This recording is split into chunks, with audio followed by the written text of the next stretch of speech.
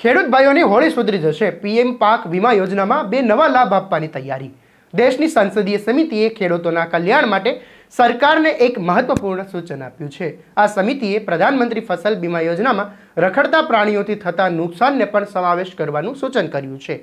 આ સાથે જ પાકના અવશેષોને બળવાથી રોકવા માટે ડાંગરના ખેડૂતોને પ્રતિ ક્વિન્ટલ 100 રૂપિયાની નાણાકીય સહાય આપવાની પણ ભલામણ કરવામાં આવી છે। સંસદીય સમિતિએ 2 હેક્ટર સુધી જમીન ધરાવતા નાના ખેડૂતોને મફત ફરજિયાત પાક વીમો આપવાની પણ ભલામણ કરી છે। આ અહેવાલ મુજબ સમિતિએ સૂચન કર્યું છે કે રખડતા પ્રાણીઓ દ્વારા પાકને થતા નુકસાન પ્રધાનમંત્રી ફસલ બીમા યોજનામાં સમાવેશ કરવામાં આવે, જેથી ખેડૂતોના પાકને રખડતા પ્રાણીઓ દ્વારા જે નાશ થાય છે તેઓને પ્રધાનમંત્રી ફસલ બીમા યોજના હેઠળ યોગ્ય વળતર મળી રહે।